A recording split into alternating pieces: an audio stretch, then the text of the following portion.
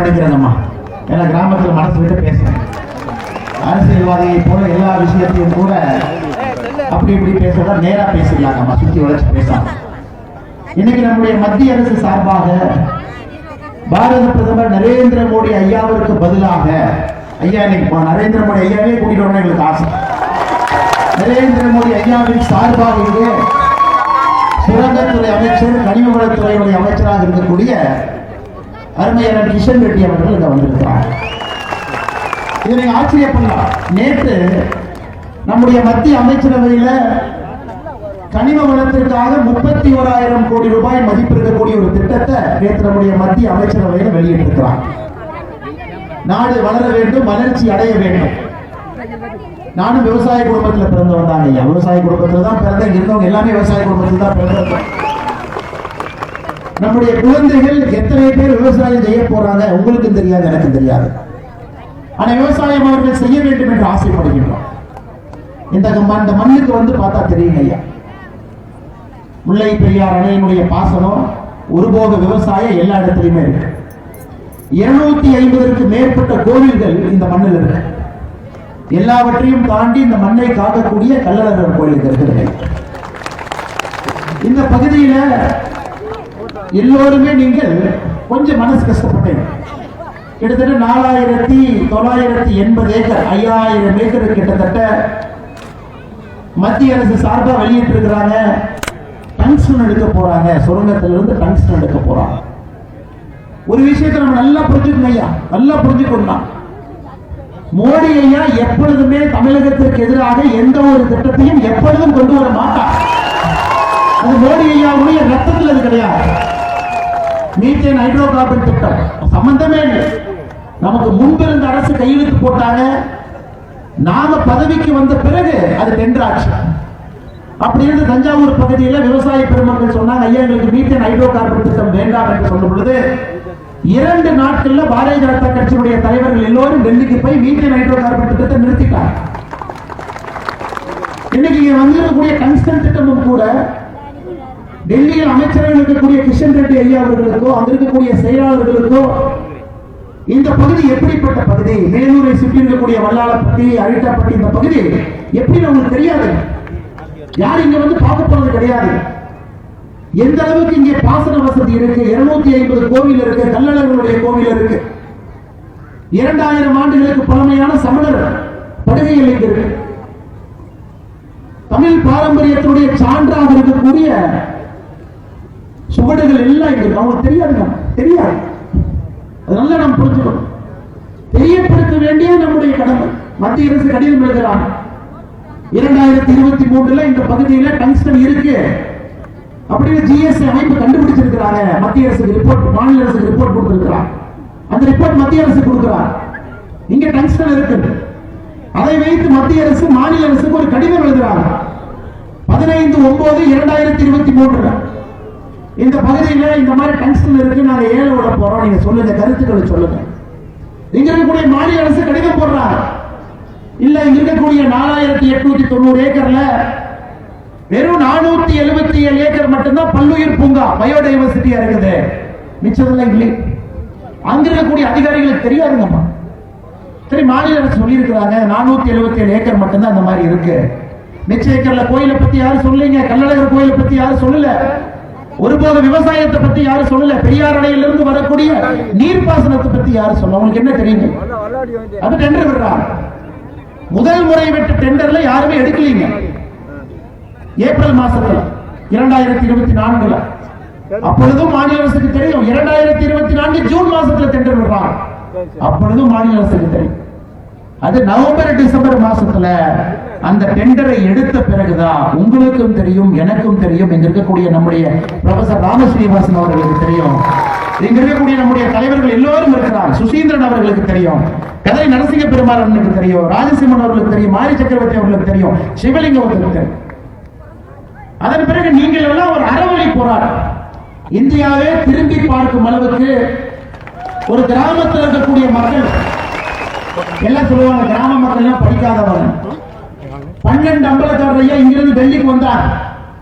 12ல 11 பேருக்கு டெல்லி வடக்கு இருக்கா தெற்கு இருக்கான்னு கூட தெரியாது. டெல்லி பார்த்ததே இல்லை. 12 அம்பலக்காரரையா விமானத்தில் ஏறல, முதல் முறையா விமானத்தில் ஏறாங்க. விமானத்தில் ஏறி டெல்லிக்கு வர்றாங்க. ஒரு மத்திய அரசு அதனுடைய அமைச்சர் கிஷன் ரெட்டி ஐயாவுடைய அலுவலகத்துல அங்க போய் 1 மணி நேரம் இருக்கிறாங்க. எனக்கு ஆச்சரியம் என்னன்னா, ஆங்கிலத்தில் பேசுறாங்க. அமைச்சரை தமிழ்ல பேசி புரிய வைக்கிறாங்க. எங்களுடைய அம்பலக்காரர் ஐயா அமைச்சர் அவர்களுக்கு ஆங்கிலத்தில் பேசுறாங்க. எங்க ஊர் இப்படிப்பட்ட ஊருங்க ஐயா, இங்க இந்த மண் இப்படிப்பட்ட மண், நீர்ப்பாசன வசதி எல்லாம் பேசுறாங்க. அமைச்சர் அவர்கள் கேட்டுட்டு ஒரே ஒரு வார்த்தை மட்டும் சொன்னாங்க, நான் உங்களுக்கு உறுதி கொடுக்கிறேன், நீ குளிர்ல ஏன் டெல்லியில் இருக்கிறீங்க, 2 டிகிரி குளிர், நீ ஊருக்கு போங்க, நாளைக்கு நான் மோடி ஐயா பேசிட்டு ரத்து பண்ணி கொடுத்துறேன். அம்பலக்கார ஐயா சொல்லாங்க, ஐயா நாங்கள் ஊருக்கு போக மாட்டோம், ஏன்னா ஊர் மக்கள்கிட்ட சொல்லிட்டு வந்துட்டோம், நீங்க ஆர்டர் போட்டு கையில கொடுத்தா தான் நாங்கள் ஊருக்கு போவோம். அது அம்பலக்கார ஐயாவுடைய பெருந்தன்மை. நீங்க ஆர்டர் போட்டு கையில கொடுங்கன்னு சொன்னது அவங்க பெருந்தன்மை. அமைச்சருடைய பெருந்தன்மை என்னன்னா, சரி பரவாயில்ல நீங்க ஊருக்கு போகாதீங்க, என் கூட வந்து என் வீட்லயே தங்கிக்கங்க, நீங்க ஹோட்டல்ல தங்காதீங்க, வீட்டுல தங்கிக்கங்க, என்னுடைய வீட்டுல தங்கிக்கங்க. ஐயா உங்களுக்கு தெரியும், ஒரு மத்திய அரசுல ஒரு திட்டத்தை ரத்துப்படுத்துவது எவ்வளவு கடினம்னு உங்களுக்கு தெரியும். அவ்வளவு சுலபம் கிடையாது. பல இடத்துக்கு போகணும், கேபினெட்டுக்கு போகணும், அமைச்சரவையினுடைய ஒப்புதல் வாங்கணும், கேபினெட் செக்ரட்டரி வரைக்கும் போ. இவங்கெல்லாம் பார்க்கும் பொழுது 3:30 மணி ஐயா, 3:30 மணி, 24 மணி நேரத்திற்குள்ள அடுத்த நாள் காலை 22 டிசம்பர் அடுத்த நாள் காலை சரியா 4:31 மணிக்கு சாயந்தரம் இந்த திட்டத்தை முழுமையாக ரத்து செய்து நம்முடைய மத்திய அமைச்சர் ஐயா கிஷன் ரெட்டி அவர்கள் அறிவித்திருக்கிறார். ஏன்னா உங்களுடைய குரலுக்கு செவி சாய்த்து நீங்க என்ன சொல்றீங்க, உங்களுடைய மண்ணு உங்க கையில தான் இருக்கணும், உங்களுடைய மண்ணு உங்க கையை விட்டு போயிடக்கூடாது. அதற்கு மோடி ஐயா எடுத்த முடிவு. இந்தியாவில் எத்தனையோ இடத்துல ஆர்ப்பாட்டம் பண்றாங்க. ஆனா சில ஆர்ப்பாட்டங்கள் நியாயமான ஆர்ப்பாட்டம், சில ஆர்ப்பாட்டம் நியாயம் இல்லாத ஆர்ப்பாட்டம், அரசியல் நம்ம பார்க்கணும். ஆனா உங்களுக்கு 100% முழுமையாக நியாயமான, நேர்மையான, நாணயமான ஒரு ஆர்ப்பாட்டம். எத்தனை பேருங்க, லட்சக்கணக்கான மக்கள் இங்கிருந்து 18 கிலோமீட்டர் நடந்து மதுரையில் இருக்கக்கூடிய தபால் நிலையத்தை நோக்கி போறேன். இன்னைக்கு 10 பேர் சேர்ந்தாவே எந்த கண்ணாடி உடையும் என்ன பிரச்சனையாகும் பயந்துட்டு இருக்கிற நேரத்தில் லட்சக்கணக்கான மனிதர்கள் கட்டுக்கோப்பாக மதுரைக்கு போய் உங்களுடைய கோபம் என்ன, ஆக்ரோஷம் என்ன அப்படிங்கிறது தெளிவா பேசிக்கிட்டு யாரையுமே தரம் தாழ்ந்து பேசாம இதுதான் பிரச்சனை, எங்களுக்கு நீதி கொடுங்கன்னு கேட்டு வந்த பிறகு எப்படிங்க அம்மா மோடி ஐயா உங்களுக்கு செய்யாம இருப்பாங்க, யோசிச்சுப்பாங்க எப்படி மோடி ஐயா செய்யாம இருப்பாங்க. ஆனால் நம்முடைய பாரத பிரதமர் நரேந்திர மோடி அவர்களை போல எப்பொழுதுமே தமிழக மக்களோடு ஊனோடு நரம்போடு கலந்து இருக்கக்கூடிய ஒரு மனிதர். இது இந்தியாவில் நீங்க போய் வேற மாநிலத்தில் பாருங்க, எத்தனையோ பிரச்சனைகளை கொண்டு போகும் பொழுது உடனுக்குடன் இன்னைக்கு வரும்பொழுது கிஷன் ரெட்டி ஐயா கேட்டாங்க, எல்லா வீட்லயுமே ஒரு ஜல்லிக்கட்டு மாடு நிற்குது. நான் சொன்னேன், ஐயா நாங்க சாப்பிட்றோமா இல்லையோ ஜல்லிக்கட்டு மாட்டுக்கு சாப்பாடு கொடுத்துட்டு தான் இந்த மனித மக்கள் சாப்பிடுவாங்க. அது சின்ன பெண்ணாக இருந்தாலும் ஒரு வீர தமிழச்சி கண்ணை பார்த்து ஒரு ஜல்லிக்கட்டு மாட்டை நிறுத்தக்கூடிய மன்னன். அந்த ஜல்லிக்கட்டு வீர விளையாட்டையும் திரும்பி கொண்டு வந்தது பாரத பிரதமர் நரேந்திர மோடி. யோசிச்சார், 3 ஆர்டருங்கம்மா, 3 ஆர்டர் 24 மணி நேரத்தில் 3 அமைச்சரவை போட வைத்து. ஆனா என்னன்னா நம்ம கட்சி கிட்ட ஊடகம் இல்லை. காலையிலிருந்து இரவு வரை சூரியன் ஏன் உதிக்குதுன்னா மாநில அரசு இருக்கிறனால தான் உதிக்குது, சூரியன் மறையுதுன்னா மாநில அரசு இருக்கிறனால. நாங்கெல்லாம் பொய்யை சொல்ல தெரியாதவர்கள், உண்மையை மட்டும் நேர்மையாக மக்களுக்காக பேசக்கூடியவர்கள் நம்முடைய மத்திய அரசு கட்சியில் இருக்கிறார். ஐயா பாராட்டு விழா எங்கேயும் போக மாட்டோம். இந்தியாவிலே பாராட்டு விழா என்று பாரதிய ஜனதா கட்சி எங்கேயுமே போகாது. நம்ம பெரியவங்க இருக்கிறீங்க, நீங்க பாரு எங்கேயாச்சும் நம்ம பாராட்டு விழா எடுத்துருக்கோம், போக மாட்டோம். எதற்காக ஐயா கிஷன் ரெட்டி அவர்கள் இங்க வந்திருக்கிறாங்கன்னா, அம்பலக்கார ஐயா நீங்க சொன்னாங்க, ஐயா உங்களை தேடி வந்தோம், எங்களுக்கு மரியாதையா உபசரிச்சு காஃபி டீ எல்லாம் கொடுத்து சமமாக உட்கார வச்சு 1 மணி நேரம் எங்களோட பேசி, எங்களை தாண்டி நீங்கள் எங்களுக்காக நீங்கள் வர வேண்டும், எங்களை பார்க்க உங்களுக்கு நாங்கள் உபசரிக்கணும் வரணும். ஆனா இன்னைக்கு கிஷன் ரெட்டி அவர்கள் இங்க வந்தது நீங்க பாராட்ட இல்லைங்கம்மா, அவர் கடமையை செஞ்சிருக்கிறோம், எங்களுடைய கடமையை நாங்கள் செய்திருக்கிறோம். கிஷன் ரெட்டி ஐயா கடமையை செஞ்சிருக்கிறாங்க. மோடி ஐயா உங்களுடைய பேச்சை, உங்களுடைய குரலை கேட்டு எப்பொழுதும் தமிழகத்தின் பக்கம் இருப்பேன் என்பதை மறுபடியும் ஒரு முறை நமக்கு உணர்ந்திருக்கிறார். இன்னைக்கு கிஷன் ரெட்டி ஐயா அவர்கள் இங்கே வந்தது டெல்லியில் இருந்து ஒரு முக்கியமான அமைச்சர், துறையினுடைய அமைச்சர், ஒரு நாள் முழுவதும், ஏன்னா மதுரைக்கு எப்படி வந்தாங்க பாருங்க, சென்னைக்கு வந்து நைட்டே சென்னைக்கு வந்துட்டாங்க. ஏங்க எனக்கு காலையில டெல்லியில பனிப்பொழிவு அதிகமா இருக்கும், விமானம் தாமதமாச்சுன்னா என்ன பண்றது, நைட்டே வந்தாங்க. சோ வந்த இதுக்குன்னா உங்களுடைய அன்பை பார்த்து நெகிழ்ந்து உங்களுடைய அழைப்பை ஏற்று இந்த மண்ணிற்கு நான் வர வேண்டும் என்று மோடி ஐயாவுடைய தூதுவனாக ஐயா கிஷன் ரெட்டி அவர்களை வந்திருக்கிறார். எனக்கு தெரியுங்க ஐயா, இந்த மேடையில் அரசியல் பேசக்கூடாது. போன முறை நான் வந்த பொழுது கூட வெள்ளிமலை காந்தி சுவாமி திருக்கோவில் முன்பு நின்று அரசியல் பேசுவேன். மாநில அரசு மத்திய அரசு என்று பேசுவதால் எனக்கு ஒரே விஷயத்தை மட்டும் இங்க இருக்கக்கூடிய மண்ணின் மைந்தர்கள் சொந்தக்காரர்கள் உணர்ந்து கொள்ள வேண்டும். ஏன்னா ஸ்டாலின் ஐயா வந்தாங்க, சில விஷயங்கள் பேசினார். ஆனால் ஸ்டாலின் ஐயாவுக்கு இந்த மேடையிலிருந்து நான் பதில் பேசாமல் சென்று விட்டால் நான் வகிக்கக்கூடிய பொறுப்புக்கு தவறு செய்கின்றேன் என்கிறார். ஐயா, சட்டசபையில தீர்மானம் போட்டதால் இந்த திட்டம் ரத்து செய்யப்படவில்லை என்பது ஒருவருக்கும் தெரியும். வார வாரம் சட்டசபையிலே தீர்மானம் போடுவது மட்டும்தான் உங்க வேலை. உங்களுக்காக, இங்க இருக்கக்கூடிய மண்ணின் மைந்தர்களுக்காக, உங்களுடைய குரலுக்காக, உங்களுடைய அழுகைக்காக, உங்களுடைய பேச்சுக்காக மோடி ஐயா உங்களோடு இருந்து ரத்து பண்ணியிருக்கிறார். வேற யாருக்காக இல்லைங்க. மாநில அரசு மிரட்டிடுச்சு. மாநில அரசுடைய மிரட்டலுக்கெல்லாம் மோடி அவர்கள் எப்பொழுதும் பயந்தது கிடையாது. அப்பெல்லாம் ஆட்சியில் உட்கார முடியாது. உக்ரைன் ரஷ்யாவுடைய கண்ணை விரல் விட்டு ஆட்டிக் கொண்டிருக்கக்கூடிய மோடி அவர்கள் இங்க இருக்கக்கூடிய மாநில அரசு பார்த்து பயப்படுற மனிதராக, உங்களுடைய அன்பிற்காக பயந்து இங்கே வந்திருக்கின்றோம். உங்கள் அன்புக்காக இந்த மண்ணின் மைந்தர்களுடைய அன்புக்காக இங்கே வந்திருக்கின்றோம். எதுக்கு வரல? தொடர்ந்து உங்களுடைய அன்புக்காக என்ன வேணாலும் நாங்கள் செய்வோம். உங்களுடைய அன்பை பெறுவதற்காக மோடி அவர்கள் என்ன வேண்டுமானாலும் 11,000 பேருக்கு மேல எஃப்ஐஆர் போட்டுட்டு மத்திய அரசு திட்டத்தை ரத்து செய்த பிறகும் எஃப்ஐஆர் வச்சு அதன் பிறகு நான் ரத்து செஞ்சேன், எஃப்ஐஆர் ரத்து செஞ்சேன்னு சொல்றத, அதனாலதான் இந்த திட்டம் ரத்தாச்சுன்னு சொன்னா யாராச்சும் நம்புவாங்களா ஐயா? அதனால் மாநில அரசுக்கு ஒரே ஒரு வேண்டுகோள் வைக்கிறேன். ஒரே ஒரு வேண்டுகோள். நானும் விவசாயினுடைய மகனாக இந்த வேண்டுகோள் வைக்கிறேன். கர்ம வீரர் காமராஜர் ஐயா அவர்கள் ஆட்சி பீடத்திலிருந்து வெளியே வந்த பொழுது 1963 தமிழ்நாட்டில் பயிரிடப்பட்ட மொத்த பகுதிங்க ஐயா, மொத்த ஏரியா பயிரிடப்பட்ட 70 லட்சம் ஹெக்டேர்.